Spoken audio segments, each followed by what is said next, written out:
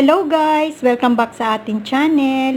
Today guys, magluluto na naman tayo ng napaka-easy na recipe at affordable.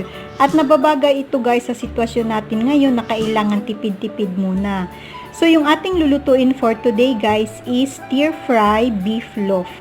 So yung ating mga kailangan guys ay syempre yung ating beef loaf.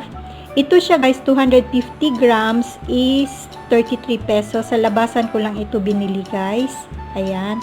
Then, kailangan din natin ng garlic, onion, at saka tomatoes.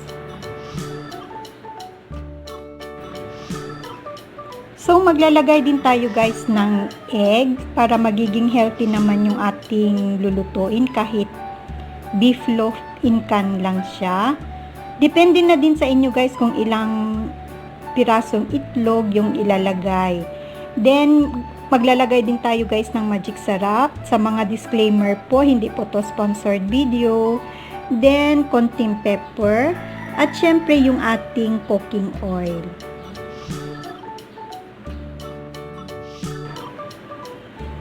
So, ganito lang yung pagka-slice ng ating beef loaf guys. Ayan.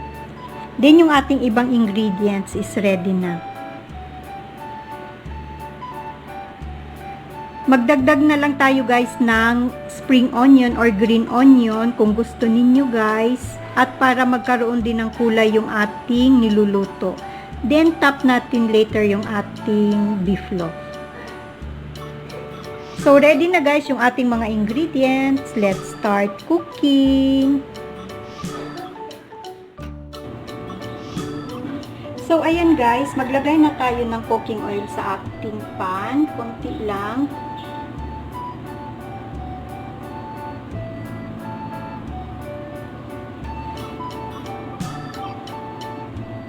Then, start na tayo guys mag-gisa. Unahan natin yung ating garlic.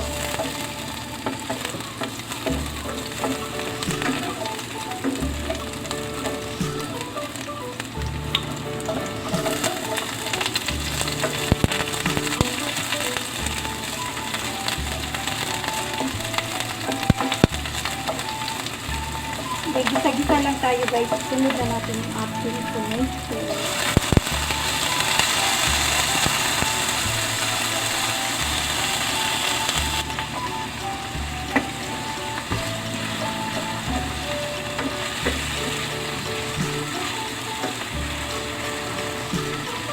Ayan, itayin lang natin guys na mag-translucent yung ating onion. Then, ilagay na natin yung ating beef loaf. Madali lang siya guys.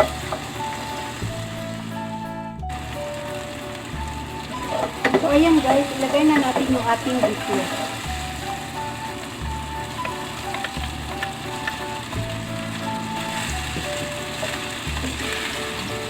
So, yung isang dilata guys, na 250 grams na siya, madami na yung laman. Ayan. So, tapos magdagdag pa tayo ng egg. Dadami na siya. Budget meal talaga, guys. Then, ilagay na natin, guys, yung ating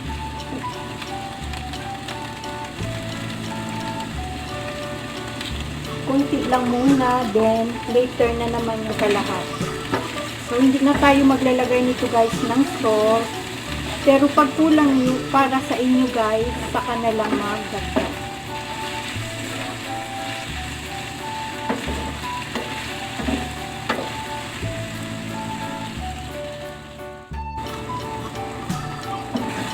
So ayan guys, ilagay na natin yung ating egg.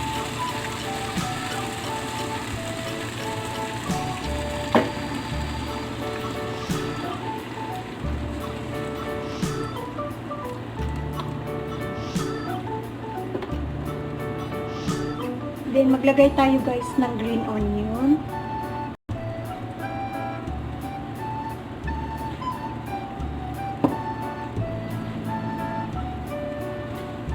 Then, pepper.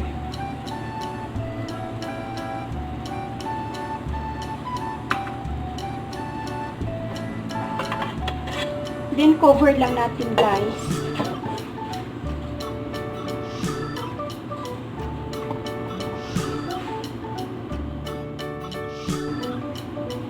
So, open natin.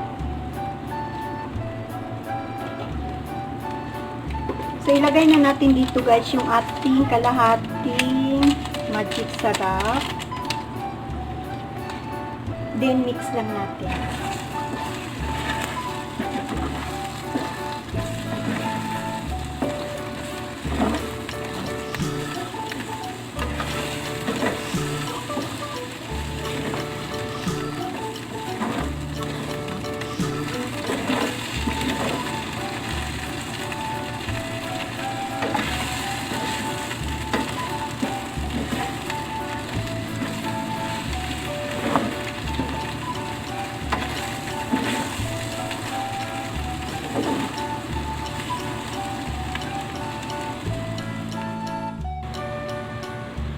So, ayan guys, luto na yung ating stir-fry beef loaf with egg.